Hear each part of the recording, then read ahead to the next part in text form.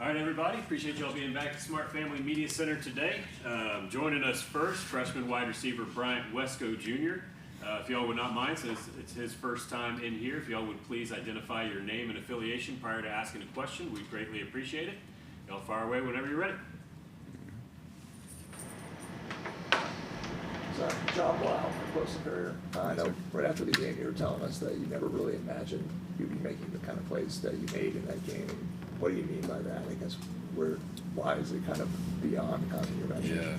Yeah, I guess because when I was younger, growing up at the school I was at, triple option school, I didn't think I'd be on a stage as big as that. Most people from that school went to smaller schools or just didn't go to college, so it was just something that was beyond, a realistic dream for me at the time. So that's really just a younger version of me talking like that. I talked to your trainer, David Robinson. Mm-hmm. He's telling me to tell you, like, Wesco, you're the best in the world. They just wanted you to believe it. Yeah. I guess when did you actually get to the point where you believed that you could be, a player at this level? I guess really going into my senior year, I had a breakout junior year in high school, and that was really when I started to see that I could be one of the best in the country, and so I started actually working like it and believing it. Yes, sir. Beth Wolf from Fox Carolina. What's it like when that mindset changes? The confidence boost is amazing. It's more like I'm, confident to go out on the field and play, how I like to play instead of playing the standard of others. I could play to my own standard since there's nothing else holding me down, and my own thoughts aren't holding me down, and so it makes me feel unstoppable. When you talk about the confidence that you've grown, how much does a game like the App State game what did that do for you? How have you even felt maybe the effects of that in how you practiced last week and this week?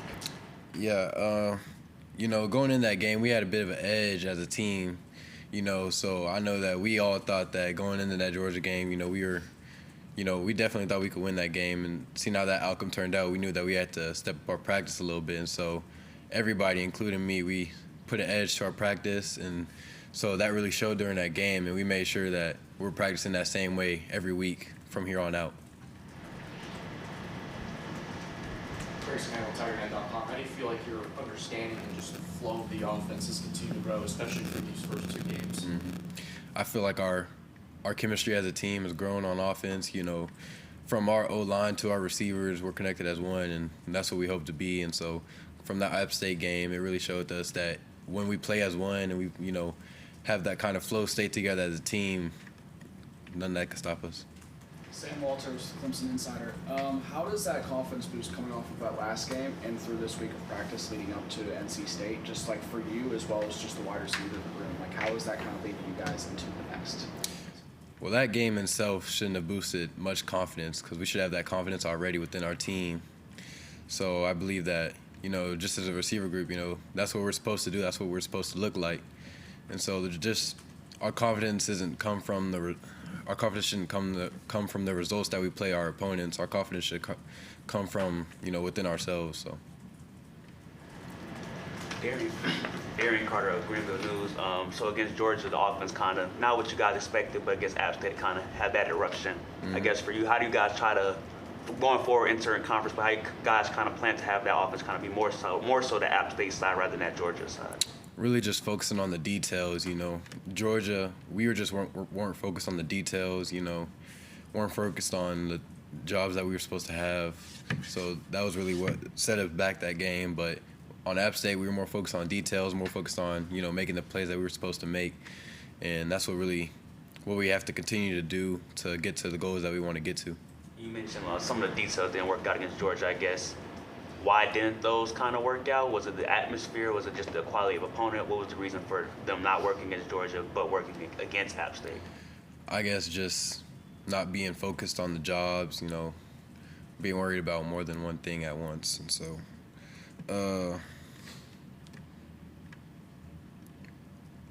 I guess we weren't just mainly detailed and just focused on the details as we were previously or now. Toby Corson, Tiger Illustrated. What are some of the details that you've seen from NC State that you're focusing on going into that game? I mean, they got good defensive backs. They got a good linebackers, and so our main focus now is to just, play up to our game and making sure that we could just, see the weaknesses in their defense. We know they run a lot of, cover two, so in trap, but we just want to be able to, take whatever they give us. I know you only played a few snaps in that Georgia game, but how much did that help you just getting on the field, maybe getting some of those nerves out?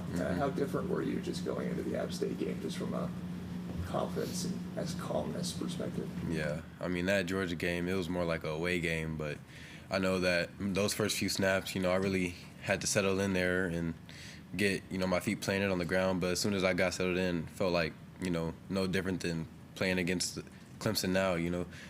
I feel like our DBs are going to be better than anybody we ever play. So I felt like, as soon as I settled in, it felt like they were just, another, warm-up for our DBs. And so I was able to play the game faster. I was able to play the game smoother. And I feel like I got really settled in. You were here in January, right? Yes, ma'am. So, I mean, I know it kind of sounds obvious, but to have been here as long as you have, and nothing can simulate an actual game, but how much did that help you? How surprised are you at just how much more comfortable you are than you would have thought you would be opening your first college football game against Georgia, and then to be able to have the performance you did at Memorial Stadium like you did with your first touchdown? Yeah, I mean, not much can prepare you for playing in Death Valley, but it really playing, with the team and just getting that chemistry down, and, the coaches preparing us well for who we're going to play and where we're going to play. It really just helped me being able to, take those practice habits and practice fundamentals into the game. On that same note, how much more settled in will you feel going into your second game now at Death Valley, knowing what the energy is like? Yeah, I think I'll be a little bit more aware of what's going to happen, next time someone scores. I wasn't really prepared for how loud it was going to be. But I think that, I'll be more focused in, locked in, out, and just, knowing that our opponent this week is coming in ready to, beat us. So we as a team really got to be, on our toes and ready to fight back and close this game out early. Can you tell us about that experience, all of the fireworks, the cannons, you got to run into the student section, which is personally the coolest part. What was that experience like, and what was it like then to watch it back? At the moment, I kind of blacked out, so I didn't really, experience the moment live. After I probably got into the end zone, I probably don't remember much of that in person, but, going to watch it back, hearing how loud the crowd was and how the student section reacted, it was kind of just crazy experience to be, on first touchdown of the season. To open up like that is just crazy. Jason, Clemson Insider. When you say you blacked out, does that come from emotions or just all about how you focus? It could be a little bit of both, I guess. I don't really pay attention to the crowd, and I don't pay attention to, a lot of things, but also emotion. I was shocked. I was excited too. So I guess I was just, couldn't really remember much of that. I noticed your shirt. Kind of, what exactly does that mean? Not sure what this means, but this is our Paw Journey shirt. So they're basically like a kind of, life after football, making sure that we're set, know what to do, like jobs, what's it called? I forgot what it's called, but when you like get a job for a little bit, I forgot what that's. Internship. Yeah, internship. My bad. That's on me. And then it's just, helping us, outside of football and outside of academics, setting us up. I was talking to your trainer, and he was talking about just it being deeper for you in terms of coming to Clemson. It wasn't about just football. Obviously, Coach Sweeney's a man of faith, and you're very big in your faith too. I mean, how much were some of those things the reasons you came to Clemson? Yeah, I mean, Clemson, that was pretty much a big part on what separated it most, because every other school, you would go there. I probably wouldn't have chose any other school other than to play football. But Clemson here, it was more than football for these people. It was about academics. It was about faith. It was about, what are you going to do if you don't make it to the NFL? And they were just, more focused on your well-being as a person, as a football player. So that was really what drove me to Clemson and what, brought me here. After your big game against App State, did your campus life kind of change, or more students kind of notice you more, speaking to you more? Like, did it kind of change your campus lifestyle at any chance?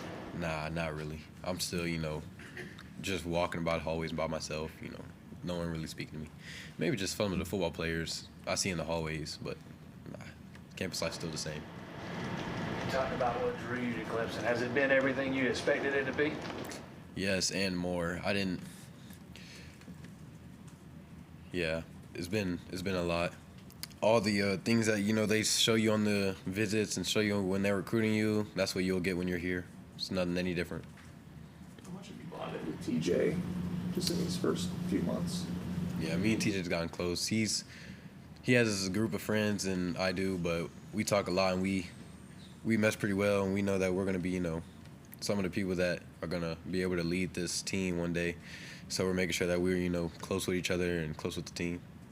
Are there ways that he's different from you, like skills he has that almost you wish you had, or vice versa? I feel like he's a lot better at me than, downfield contested catches. You'll see him, run goals all the time, and you'll think there's no way he's going to catch this, and then one hand low balls it. It's just crazy. What would you say is your biggest motivator just in football as a whole throughout your career? My biggest motivator, I don't really know that yet. I feel like I'm just playing it because I love it, but I don't really know my motivation. I feel like I'll find that out one day. Katrina Sackett for the Clemson Insider. Heading into conference play, something that you haven't been able to experience yet. How do you prepare for that? You just prepare for it like any other game. You come in knowing that they're coming in to beat you, and knowing that you got to put up a fight from the get-go, and knowing that it's going to be a dogfight till the very last whistle. Anything you picked up from film specifically from your performance that you liked or wanted to improve on for this upcoming game? Yeah, I felt like I needed to improve on pretty much everything. I feel like I wasn't I feel like I could have scored another touchdown, stayed on my feet a little bit longer. And then I liked how I ran, liked how I, tracked the ball in the air. I used to struggle with that, so I've been working on that. So I liked how, the work that I put in resulted in, being able to help us, get downfield and be able to track that ball like I did. You said they play a lot of cover 2, I think you said. Yeah. What are you noticing from that? How do you prepare for that? What is the secret? You just, knowing that DBs are going to try and widen you. So you just got to be prepared for that and prepared, being able to attack that DB and making sure that you don't get, bullied, because it's very hard to, beat a cover 2 DB. So you just got to be prepared for that.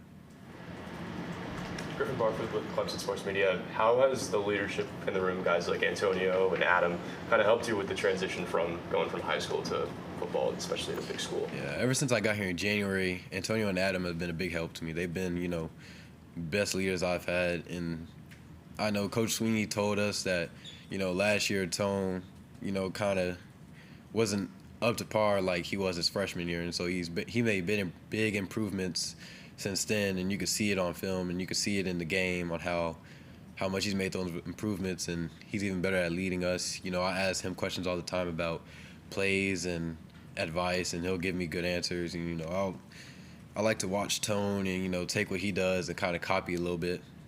And he's just one good person to watch. And then Adam's just one of the hardest workers on the team.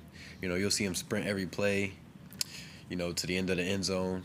And he's just, always wanting to find extra work and do more every day. Anna Grace with Sports and Culture. Your last game was the first of many. A lot of exciting things. You said you kind of blacked out the moment. What are you hoping to carry into this next game against NC State? I'm just hoping to carry it in a fast start, explosive plays, and just, a bunch of yards, bunch of points. Any questions for Bryant virtually? Hey, Brian, this is Chapel Fowler of the State.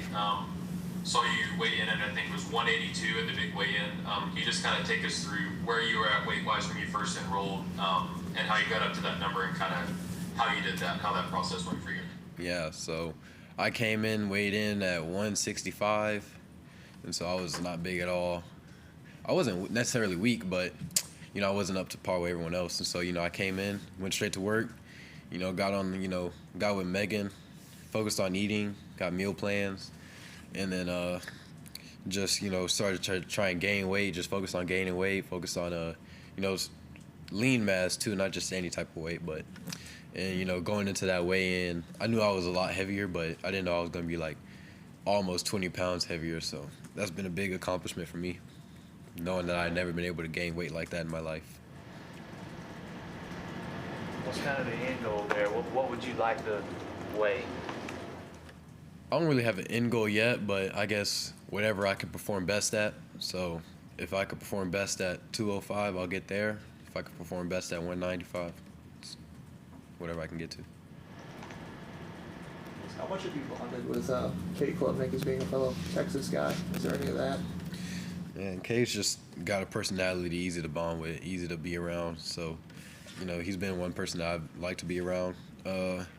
Jokes around a lot with me, and he's just fun man to be around. And we hang out pretty often. He invites us to dinner. You know, we'll hang out a lot. Where does he take you guys to dinner? One time we went to Outback, and I think he took some of the receivers out to this place in Greenville, but I wasn't able to go, unfortunately. But yeah, he hangs out with the receivers a lot and built a bond with us. Anyone else? All right. Thank you, Brian. Thank y'all. Good time, man. Yes, sir.